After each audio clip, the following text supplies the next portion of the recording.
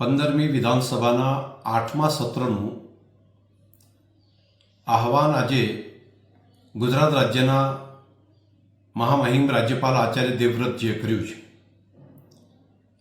તારીખ 16 ફેબ્રુઆરીના રોજ ગુજરાત વિધાનસભાને માન્ય રાજ્યપાલશ્રી સંબોધન કરશે અને તે જ દિવસે માન્ય મુખ્યમંત્રીશ્રી દ્વારા શોકદ્રસ્ક પ્રસ્તાવ પણ રજૂ કરવામાં આવશે.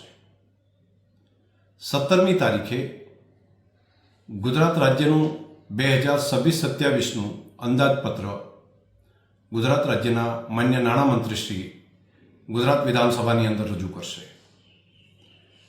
આ સત્રની અંદર કુલ 23 દિવસો અને 26 જેટલી બેઠકો રાખવામાં આવી છે.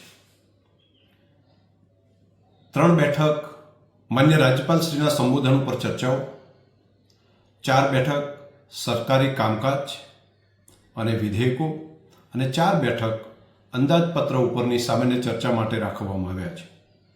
12 બેઠક વિભાગવાર માગણીઓ ઉપરની ચર્ચાઓ માટે અને 2 બેઠક પૂરક માગણીઓ ઉપરની ચર્ચા, એમ કુલ 18 બેઠકો નાણાકીય કામકાજ માટે ફાળવવામાં આવી છે.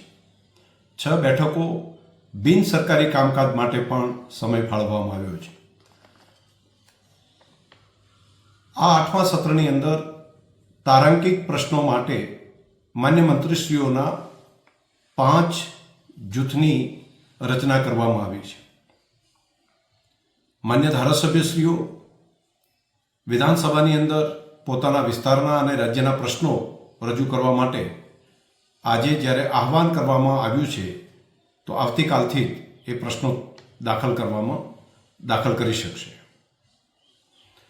પ્રશ્નો દાખલ કરવા માટે ઓનલાઈન અને ઓફલાઈન બંને વ્યવસ્થા કરવામાં આવી છે. પોતાના મત વિસ્તારની અંદર રહીને માન્ય ધારાસભ્યશ્રીઓ ઓનલાઈન પણ પ્રશ્ન દાખલ કરી શકશે અને અહીંયા આવીને તેમને લેખિત સ્વરૂપે મૂકવું હોય તો પણ પ્રશ્નોની રજૂઆત કરી શકશે. છેલ્લા દિવસનો પ્રસ્તાવ પણ રહેશે.